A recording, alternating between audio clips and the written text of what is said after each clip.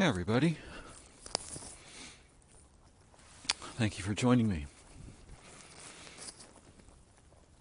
I'm out on a walk, and there's probably going to be a little mic noise and maybe some other noise, including my labored breathing as I climb some hills.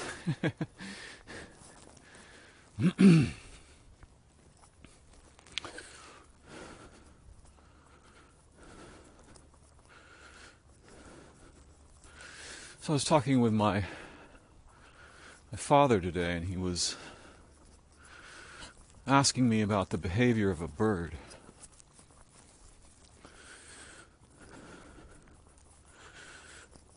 Near one of their windows.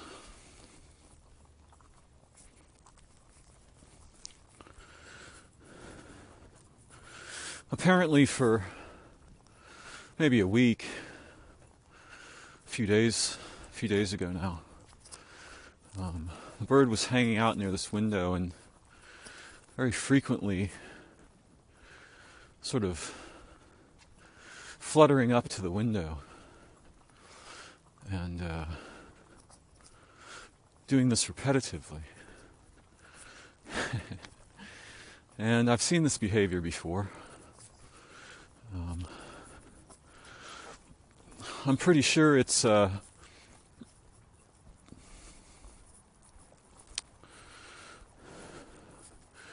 unique to male birds.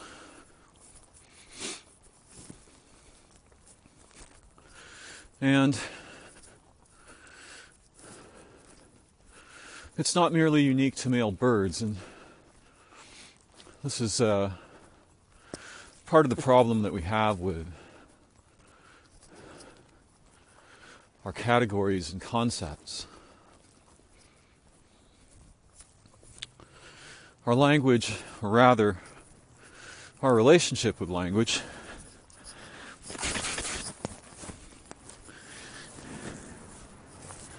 inclines us to treat the signs we use, the words, labels,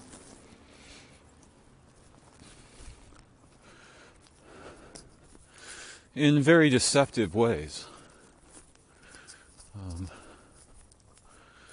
And this is particularly a problem with qualities, because qualities transform depending on who's looking, why, where, what the context is, and so on.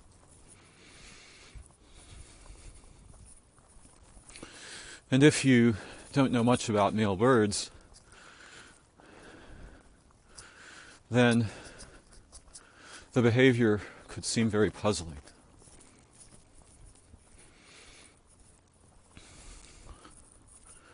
But one of the things I think it's important to keep in mind is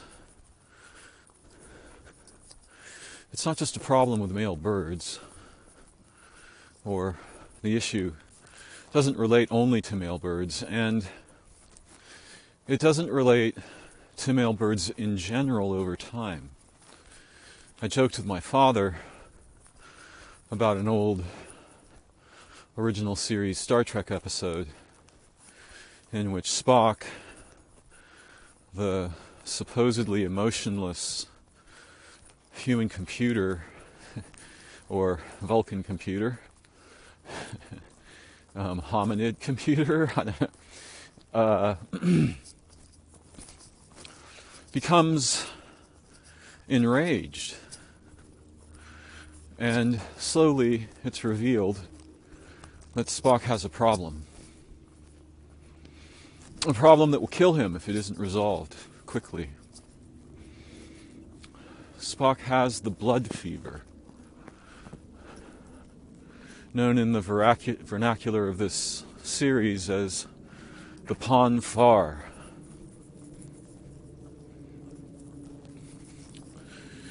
And effectively it means that he has to return to Vulcan, his planet, to mate.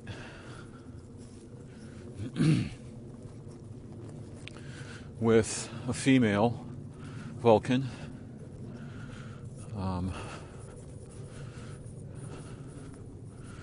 whose parents had conspired with his to commit them to future marriage. And the episode has plenty of interesting ephemera that I'll leave alone for the moment.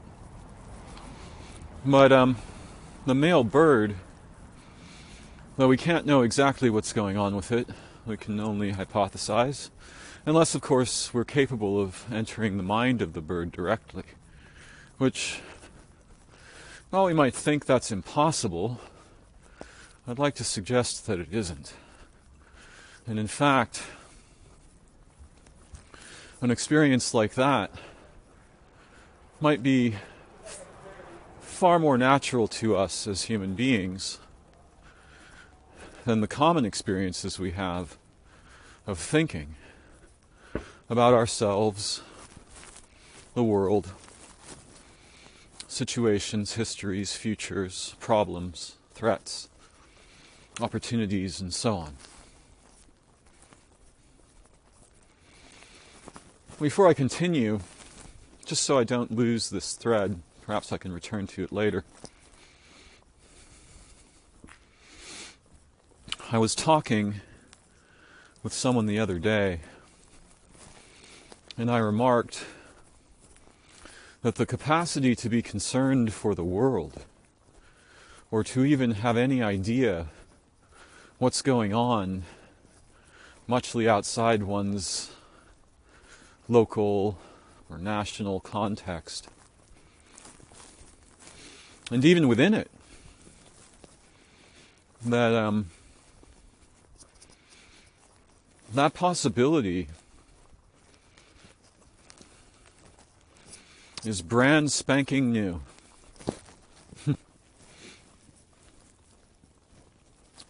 It's probably only been reasonably plausible for a human to think about the world for maybe, I don't know exactly, let's say 5 to 8 human lifetimes. I'm not sure how many human lifetimes there have been, flat human lifetimes, since we became Homo sapiens. I'm not even entirely clear that the idea of Homo sapiens muchly captures what we are, how we are. But I'm going to guess wildly that it's probably been about 10,000 generations, at least. Meaning, if we measure in flat human lifetimes, maybe we're, well, let's see. I need to do the math here, and I don't have the data. But if our species was, say, 200,000 years old, you can divide by probably about 40, and you'll get how many flat generations there were.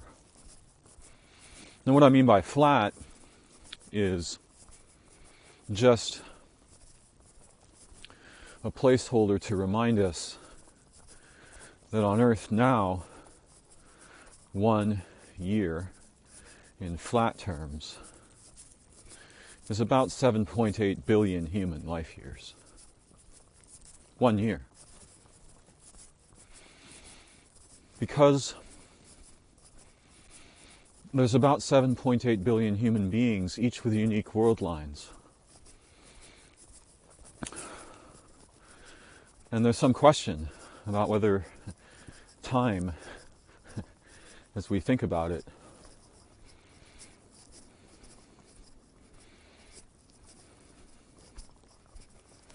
is much like what's actually going on, because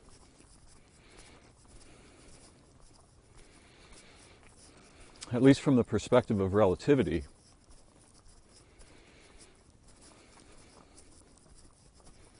temporality appears to be local to world lines. And each human being is a unique world line. So too each of the cells in our bodies, which gets really astonishing if we start thinking about time at the scale and natural rate of cells. Because whatever it might be for us to experience an hour, and it can be very wildly different things, that amount of time for a cell is probably radically expanded and could be approximately equivalent to a month or even more time. In any case,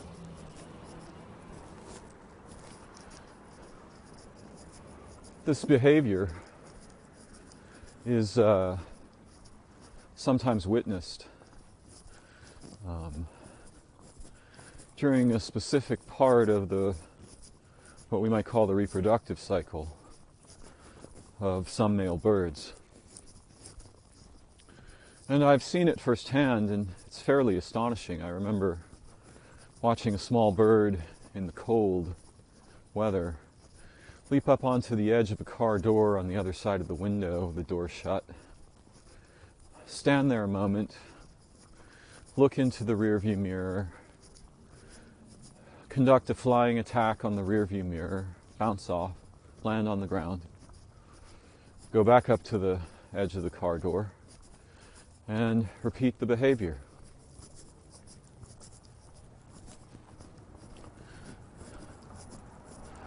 And this is the kind of situation that I find deeply fascinating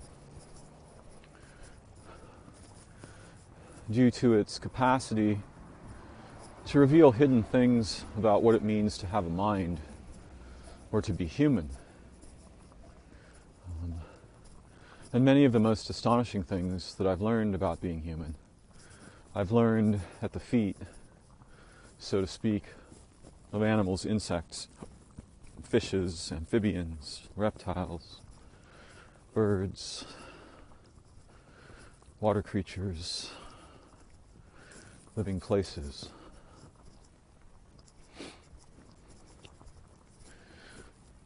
So I explained to my father that during a certain part of their preparations for mating,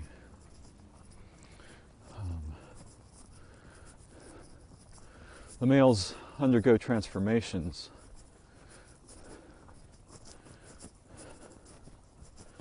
that are certainly both physical, in the sense of involving their entire body,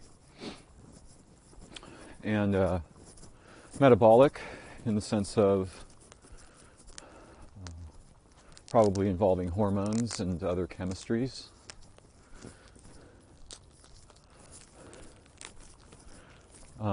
Emotional, in that these animals are clearly having feelings, or something resembling feelings while they're doing this.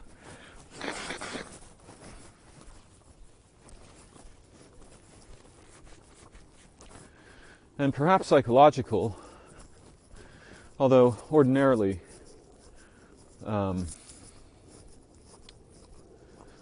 I guess the normative idea of psychology tends to refer to humans, even though we can clinically derive clues from observing the behavior, for example, of rats, or mice, or chimpanzees, or elephants, or lions, or schools of fish, or flocks of birds, even trees and plants and flowers. Less commonly, of course. And so I explained that it seems that these birds, when they're engaged in this behavior, are clearly not aware of what a reflection is. And so, often accidentally, having caught a glimpse of their reflection in a pane of glass or a mirrored surface,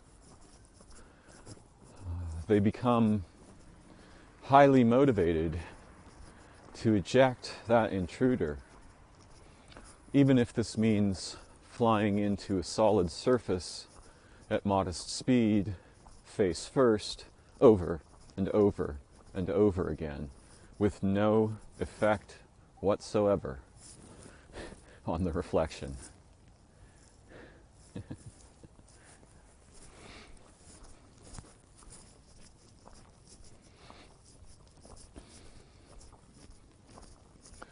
Now, I'm not sure how long there's been mirrors, and I don't know how long there's been glass surfaces.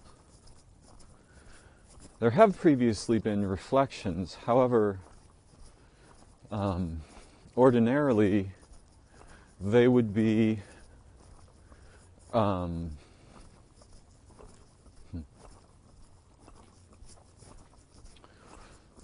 horizontal surface continuous with the land, the surface of a still pond, part of a stream, a lake, perhaps the ocean. The creature might see a reflection in this,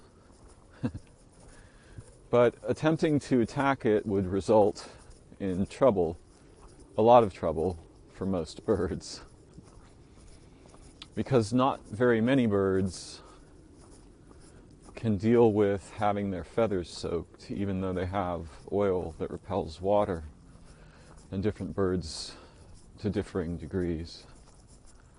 So it's not usually a good idea for a bird to, well, this isn't entirely true. Of course birds bathe, but a bird can get in a lot of trouble in the water.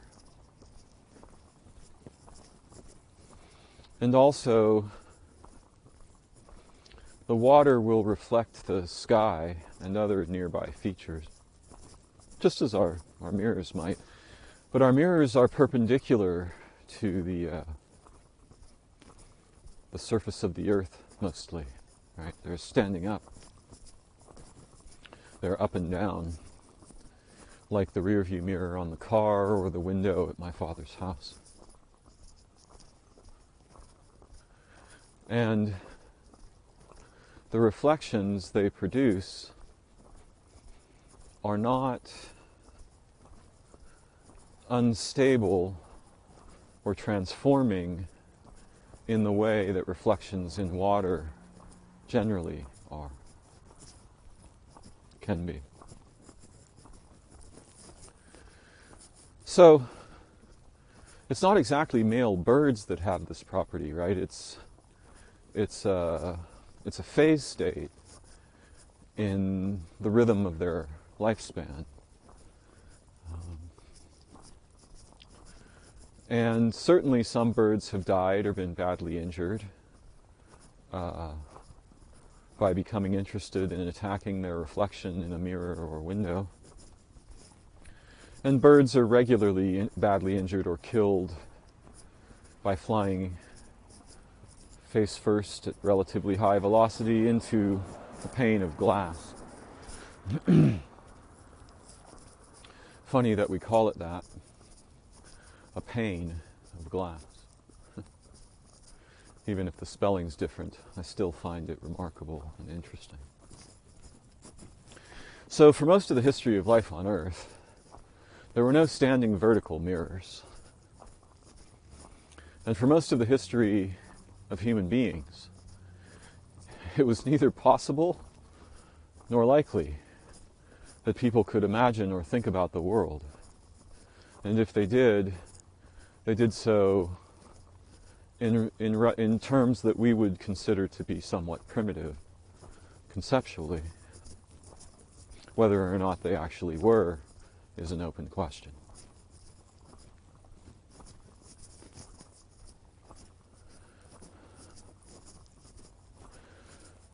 Now, there's many fascinating things we can learn from imagining this behavior of the bird. Right? seeing its reflection in a mirror or a pane of glass, becoming instinctively triggered to eject what it perceives as a competitor for the attention of real or possible mates.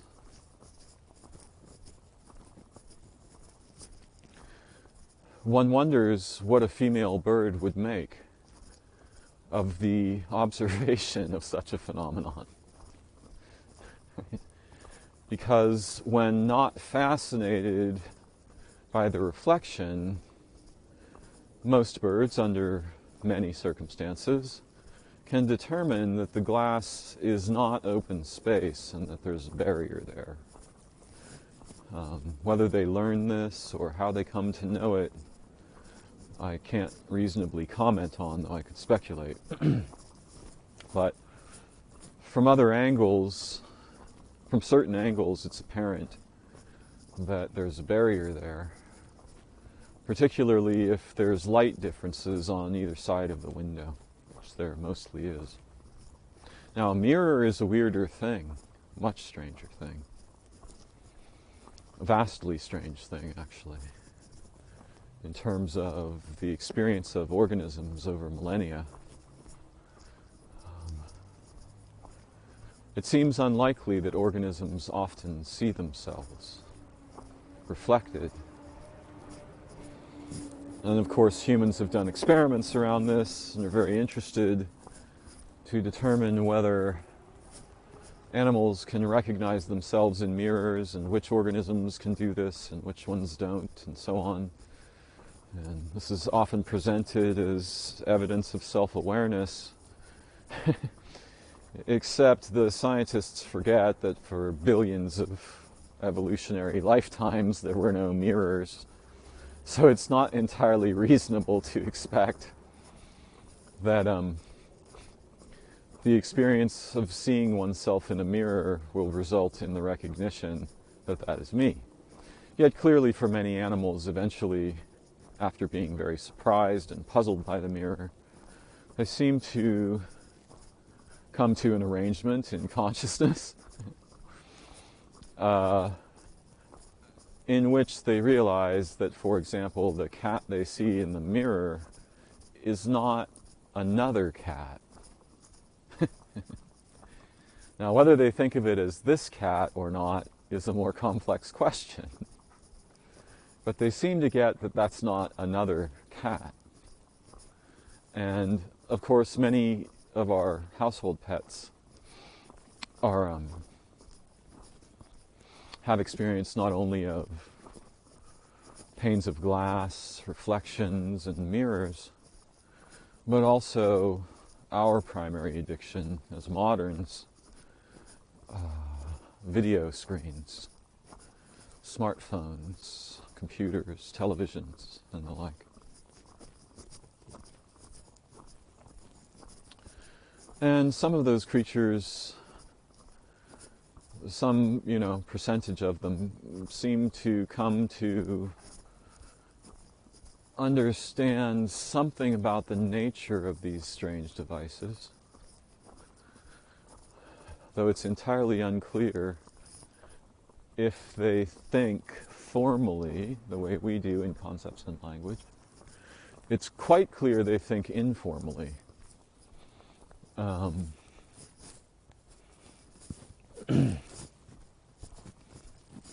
In the sense that without needing concepts or language, they can make determinations, evaluations, and decide whether something is threatening, neutral, interesting, so forth. What kinds of opportunities it might present. And in general, I think cats more so than dogs, and I can't speak for rats and ferrets and snakes and other animals that people may have as pets.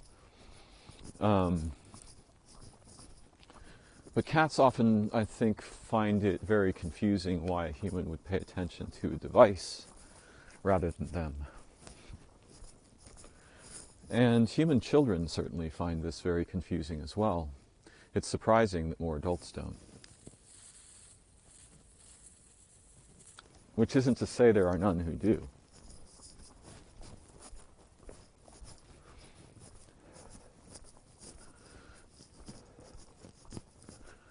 Now, the metaphor here is quite profound, because I'm going to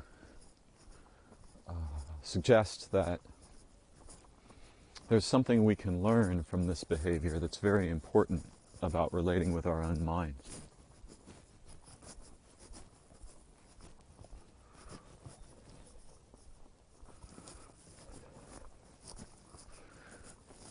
Without the desire to delve deeply into the nature of consciousness or awareness or intelligence, the different forms of consciousness, awareness, and intelligence that we might survey or explore. Our waking consciousness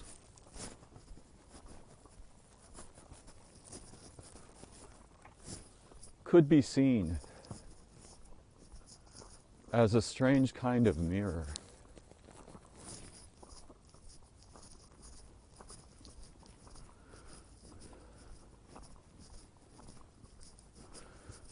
Our memory,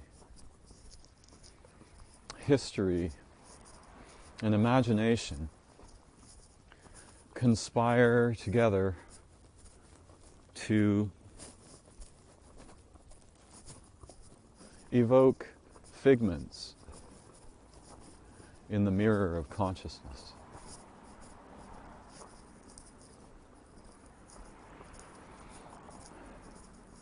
I remember when I was 4 or 5, a trip to the grocery store with my mother, a sister, and an elderly man who was leaving the grocery store leaned down and greeted us and put a couple of nickels in each of our palms so that we could ride one of the little tiny merry-go-rounds with metal horses that used to often be found in front of supermarkets, along with candy, coin to candy converters, and coin to toy converters, and coin to sticker converters.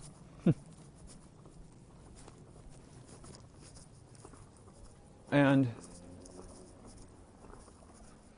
this took place over 50 years ago, if indeed it took place at all.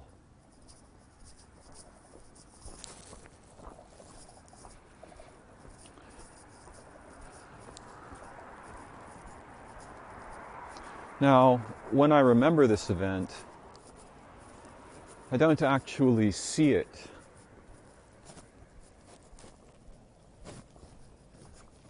as though my waking vision, my eyesight were involved. And in fact, neither do I see it in my mind. Truthfully, I can't tell you where it is that I see it, or what kind of seeing that is, though we refer to it with words like memory, recollection, recollecting, reflection. I'm reflecting on historical events. And the experience for me is very ephemeral. Some people, I suppose, have extremely visual or vivid visual imaginations, so that when they imagine something, it is as if in an aspect of their awareness or consciousness, the images appear and are replayed, though certainly what we would call excerption is involved. Right? when I think of the man, I don't think of everything that happened that day or everything that was around me. I remember him leaning over and me sensing that this was all right with my mother. And the feel of the coin and a little bit of the ride.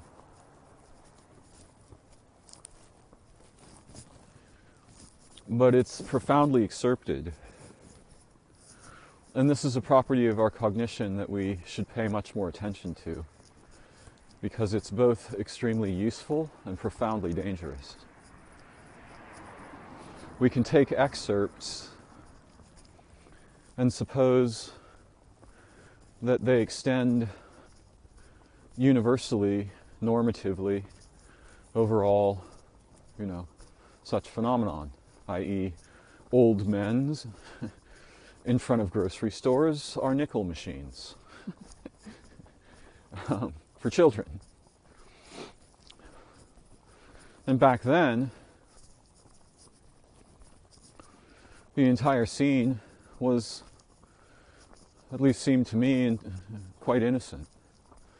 But in the modern context, the man giving the children money, an unknown man, could be read in different ways. It could be excerpted for purposes other than mere recollection, for purposes of judgment, evaluation.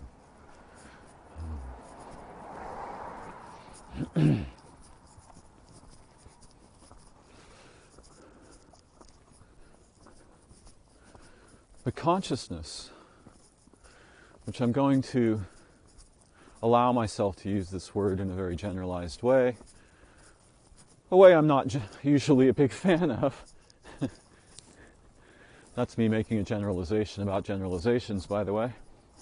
But yeah, I'm going to just allow consciousness to mean something like an accessible experience in our minds, presuming that indeed we have minds, and many other presumptions I'll not here mention, most of which I'm a bit skeptical about. Nonetheless, I can use the language the way we usually use it, so that it doesn't become too didactic or pedantic, and talk about how, in the strange mirror of our imagination,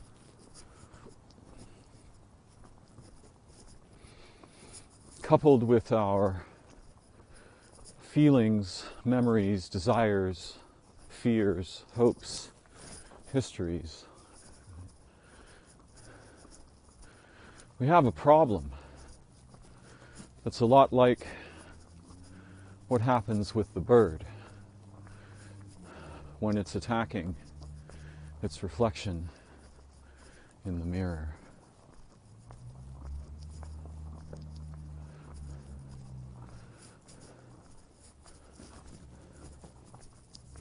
Now, our consciousness is highly variable.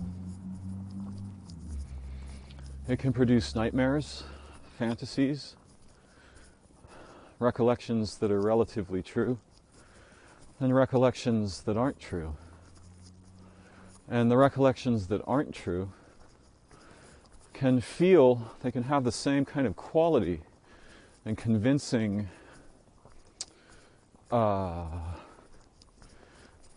character that our more true memories have, so that it can become quite difficult to tell the difference between, in some situations, between a memory of something that actually occurred in a sort of embodied waking world life and a memory that never occurred of something that never happened in our actual embodied life.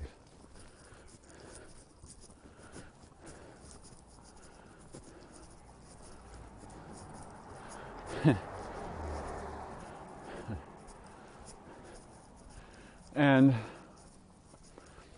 I don't merely know this theoretically. I know it in a very unusual way due to a strange accident that happened to me some years ago.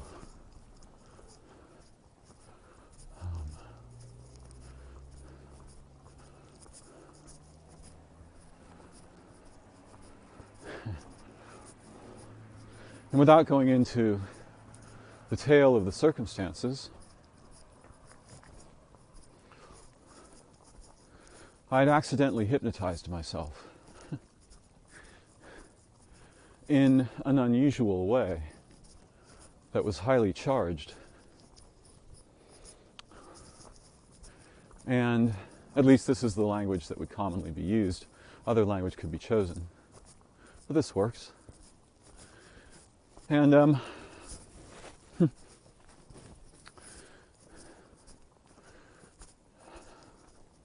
this occurred in contact with another human being. And when the contact was broken, it was electronic. Suddenly, I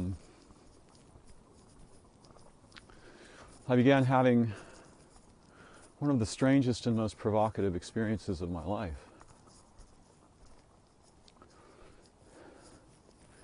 Each minute, 2 or 3 dreams would emerge like bubbles into my consciousness, fully formed. Instantaneously, these little dream bubbles would rise up in my consciousness, and I would have the experience of a complete dream, sort of start to finish, while awake and while conscious, while normally conscious. So my dreaming mind became activated while I was awake, and the results were far stranger than anything I'd ever imagined. And they were beautiful and astonishing and provocative. But here's the really strange part.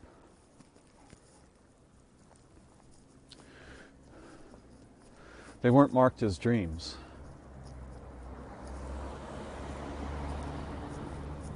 Apparently, because I was experiencing them while awake, my memory tagged them as actual experiences that I had just had in real-world waking life.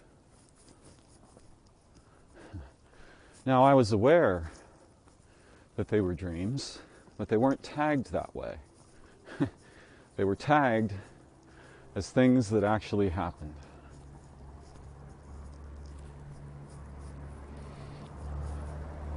And that was quite an adventure.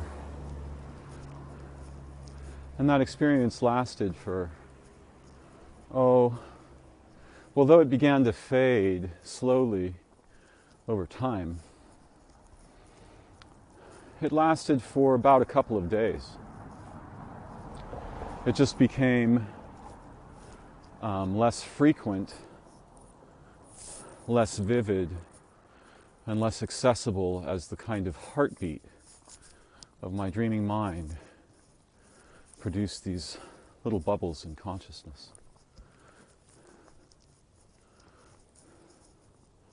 Now, of course, I'm fascinated with dreaming, and that's a topic that I'm going to leave mostly aside, simply because I want to examine the way we experience the mirror-like qualities, the reflective qualities of consciousness while we're awake, ordinarily.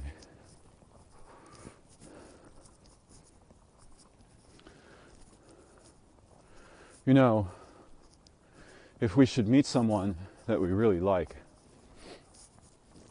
and whether that liking is primarily platonic or involves eros and could thus be sometimes classified as romantic,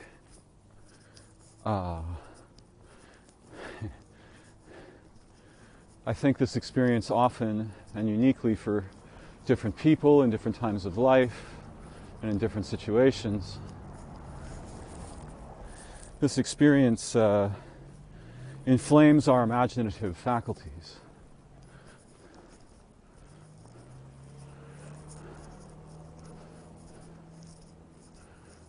And we then may produce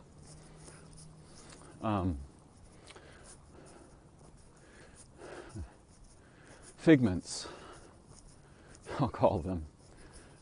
Though in some minds these are more like images. They can be like little vignettes from film.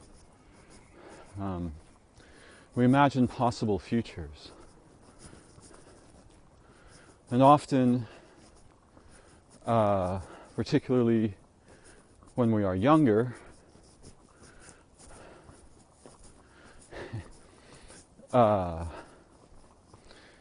if it becomes our intent to erotically stimulate ourselves, we may produce imagery along with that. Fantasy imaginings of lovers and lovemaking. Of course, this collapses down into some pretty crude stuff eventually for many of us. And the introduction of bizarre representations like pornography deeply affects the psyche and cognition, not only of people exposed to it, but of those exposed to its repercussions.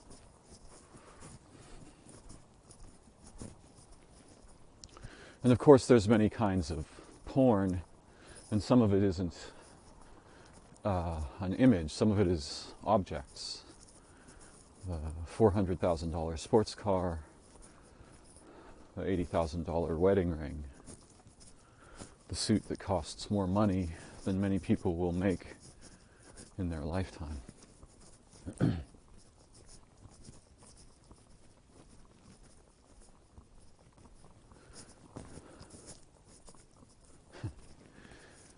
So, in what I'll call the theater of consciousness, where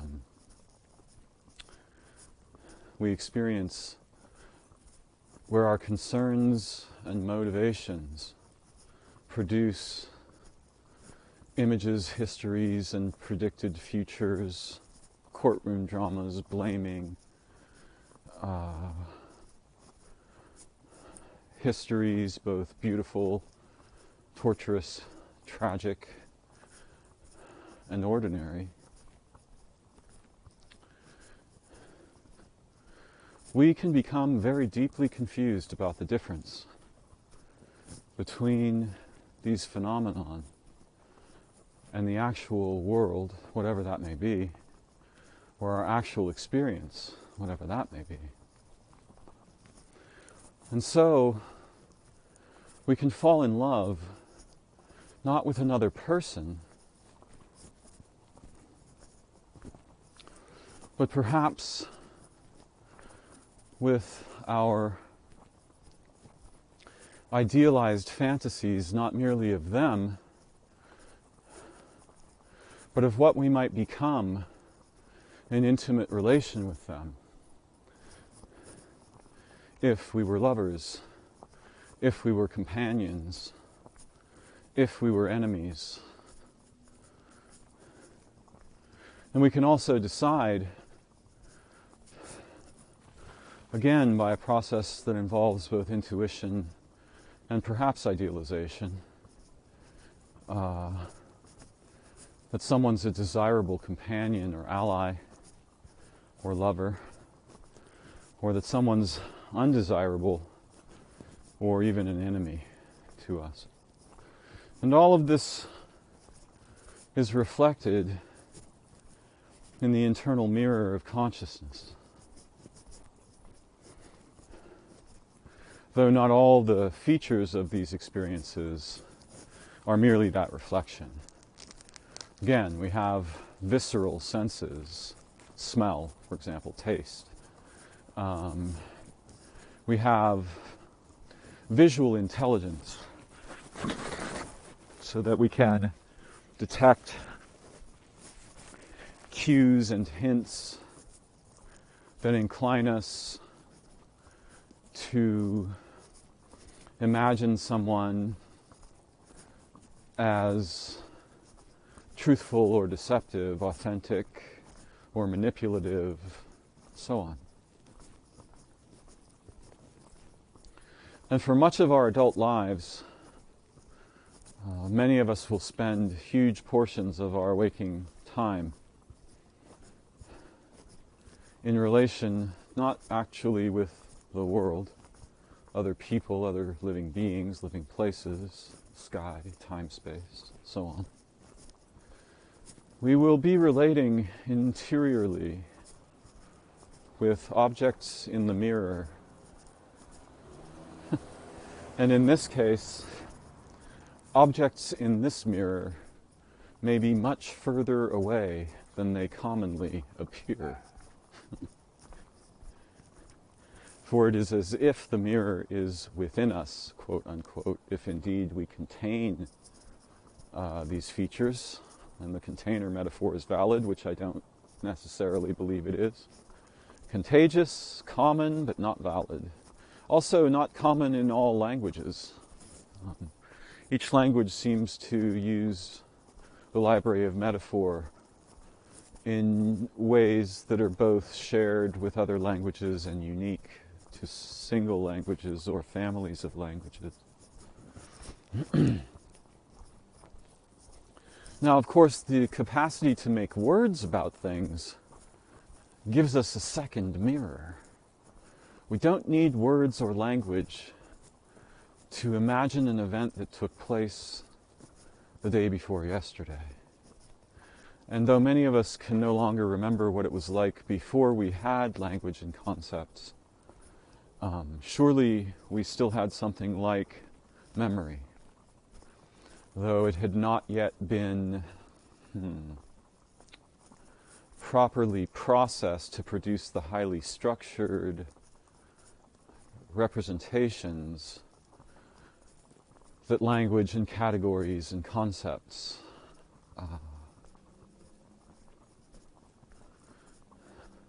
that are required to support the sustenance of those things, right? Sustaining them over time, over sleep cycles, and so on.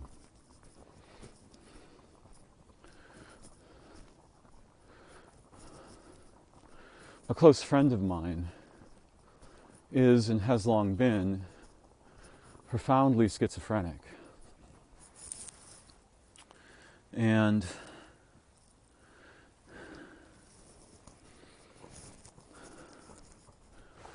the ideological, conceptual, evaluative faculties of his mind go to the most extreme and severe lengths to attack what I suspect is the origin, their own origin, the processes that underlie our minds invisibly,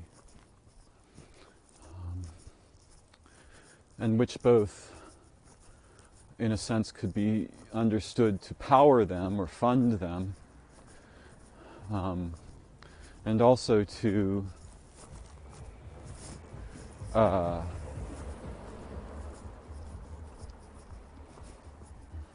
predispose their expressions.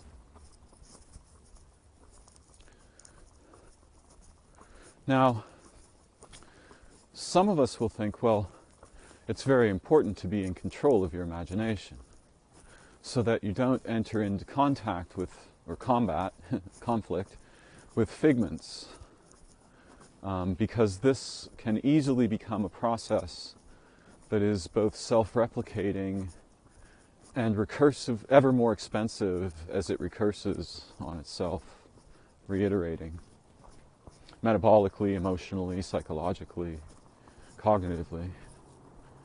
And this is the problem that many people who suffer, of course we all suffer pretty much some degree of the kinds of things that I'm concerned about here, where processes in consciousness that have for us imaginal gravity, and many of these are processes which have emotional gravity. We attack ourselves and imagined others or groups of others in the mirror of consciousness. And again, I'm not saying that a mirror is the best metaphor.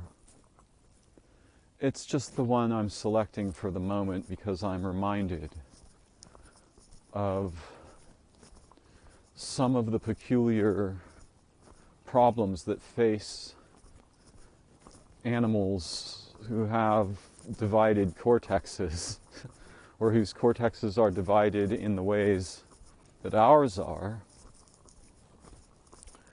with the vastly, almost endless library of results, conflicts, problems, confusions, deceptions, occlusions that our ordinary waking world consciousness is profoundly vulnerable to. And of course, media, social media, what we call, I think, very confusedly news. Over time, the institutions underlying these phenomenon have become more and more aware of how to manipulate our interiority, our emotions, our fears, concerns, histories, our relationships with threat and opportunity.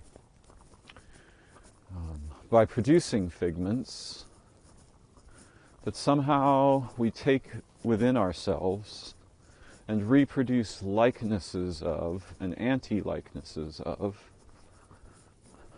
polarizations of in consciousness. And our imaginations are ordinarily somewhat involved, whether or not there's imagery involved. And it seems to me from my experience that humans are fundamentally social animals. That doesn't mean there aren't profound exceptions. There's a topology of sociology, let's see. There's a topology of how humans are social. And in that topology, there are low valleys where some individuals or small groups will do extremely well in isolation and will not do well in contact with others. And this is a very complex matter that's not easy to tease apart. Many of the contexts in which we feign social relation or counterfeit it actually produce more isolation. Welcome to Facebook, Twitter. It isn't that they don't bring anyone together. It's that they mostly divide and hyperbolize divisions into cohorts, right, or populations. But I think that we're deeply social organisms, generally speaking, and we suffer peculiar kinds of damage when isolated. And many of us, even though we may have a few friends or some family, are profoundly isolated in our moment-to-moment, day-to-day experience. And in this situation, this potentiates certain kinds of schizogenesis in the mind, which we could define as the mind breaking into elements that can conflict very profoundly with each other, though others can harmonize too, right? It's not just conflict. But in the situations where there's conflict,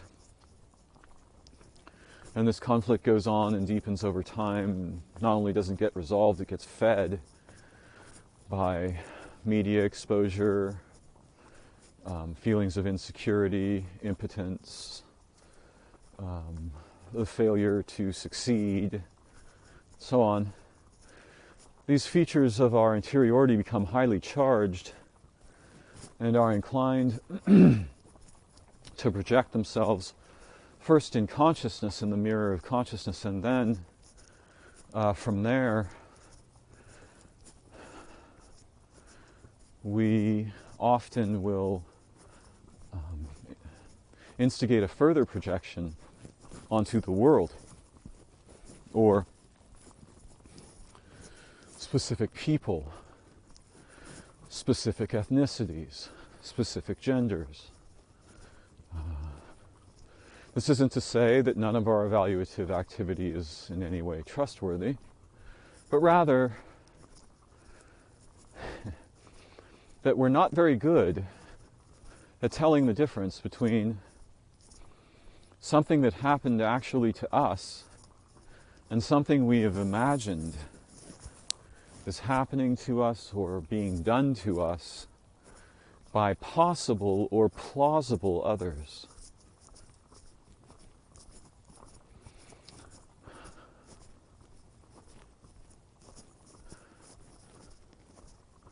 And so you can see there's layers here, right? There's like the non-verbal imagination.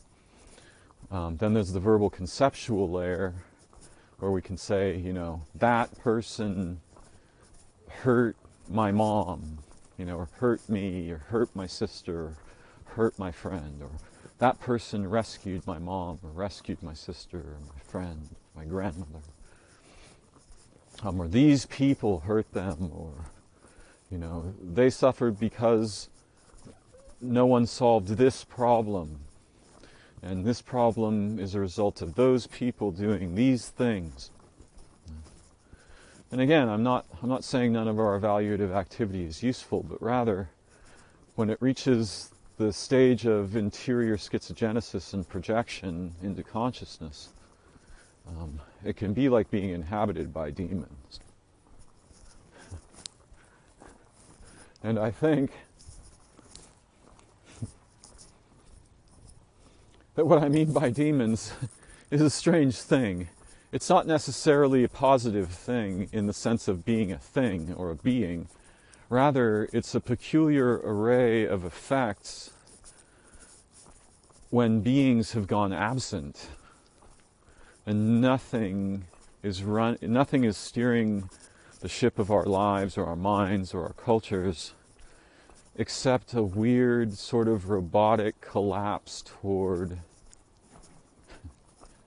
imperatives estranged from our actual humanity and animality and organismal natures.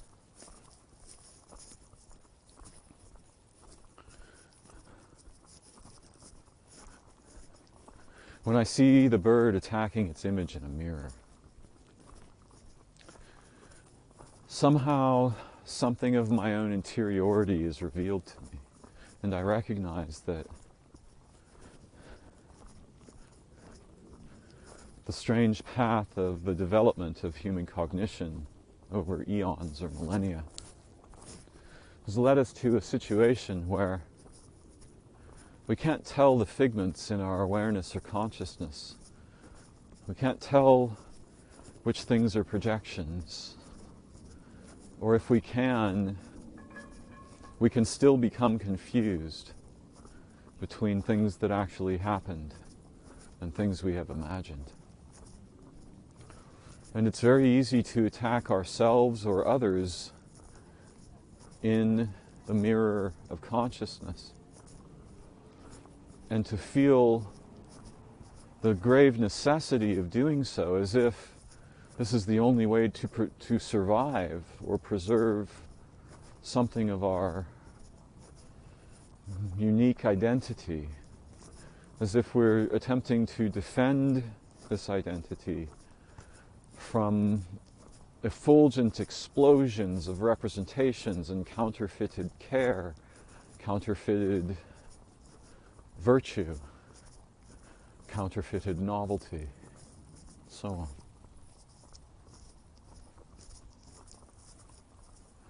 But even in my relatively ordinary life, when I have decided that I have suffered an injustice at the hands of another person or an institution or a group, I have the capacity to preserve and reiterate that suffering, to recollect it, to relive it in such a way that not only fails to resolve it and does not result in vengeance or justice or reharmonization. Actually, it becomes very interested in preserving the conflict. Like an institution that was formed to solve a problem, but quickly transitioned to the motivation to survive and succeed and grow.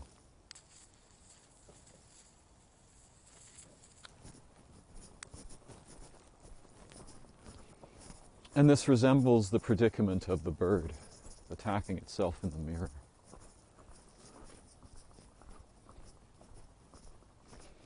The imperative to defend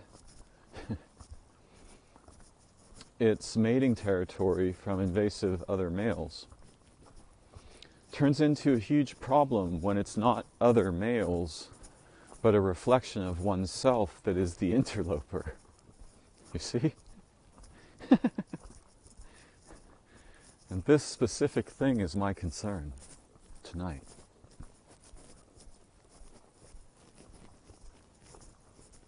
Situations in consciousness, thought, and concern where,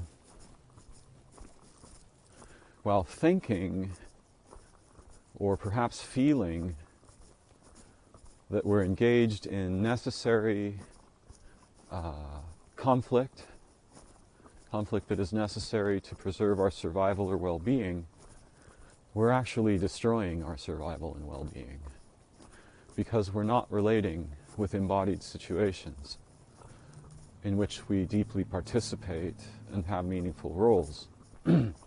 Rather, we're often relating with layers of pain, trauma, memory, fear, outrage, anger, anxiety, insecurity, that produce vignettes in the mind,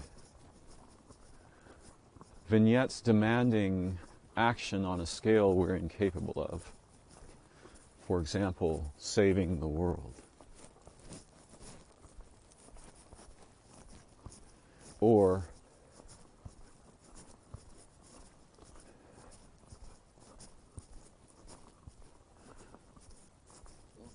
catalyzing a world context in which justice and virtue are commonplace, and defection and predation are rare. And clearly mimicry and excerption are deeply involved in these matters.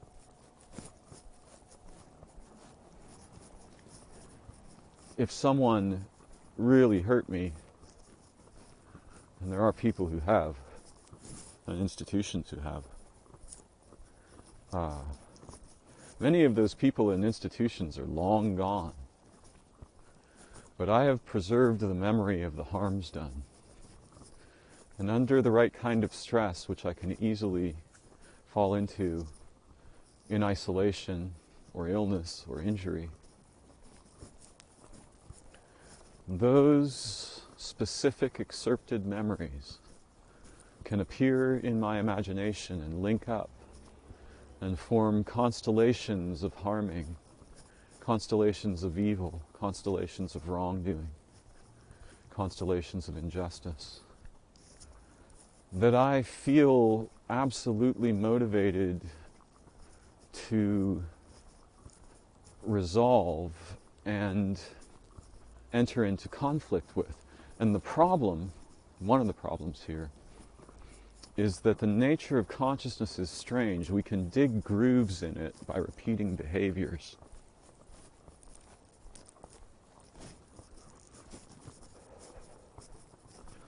And so it's possible for me to suffer a greater injustice by misrelation with my own consciousness than I might actually have suffered long ago in whatever slight or injury or harm I'm remembering and ascribing to some agent or actor.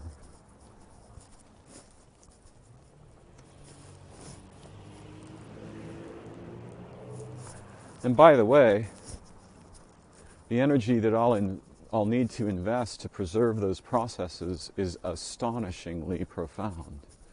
It's so profound that if, even for a few moments, I could be entirely relieved of having to make that investment over and over again, I would probably experience unimaginable relief, incredible liberty, and perhaps even prodigious insight.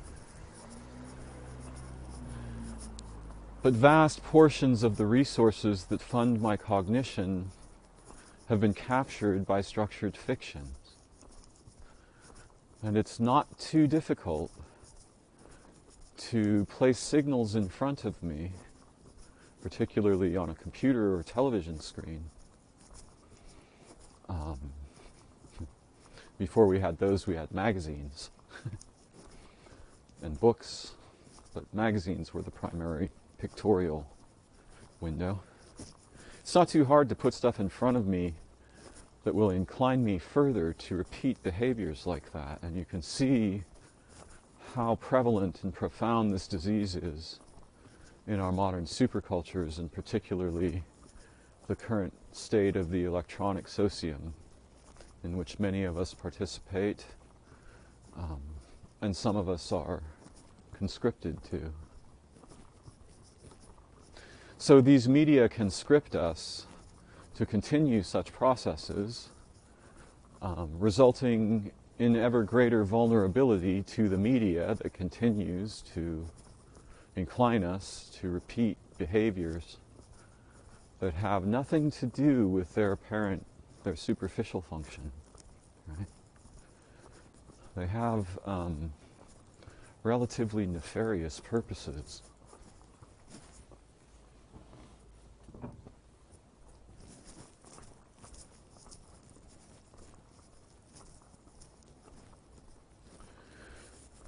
If we become aware of these things, it can be very difficult, but we will have the opportunity to not merely to resist them, but to invest the assets of awareness and consciousness in other ways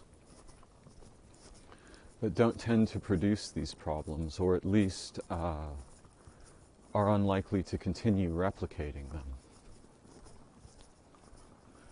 And this has been part of the path of my exploration as an adult, however unsuccessful or partially successful I may have become. And I just thought it would be interesting to share with you the strange predicament of the bird that attacks itself in the mirror, and the strange similarity to aspects of our modern cognition that I suspect are not merely modern, but were probably differently embodied long ago in our ancient ancestors. There's much more to say, and the topic is deep and mysterious. But for the moment, having arrived at the end of my walk, I'll close here. Hopefully you may find something useful or interesting in these perspectives. Thank you for joining me. Until next time.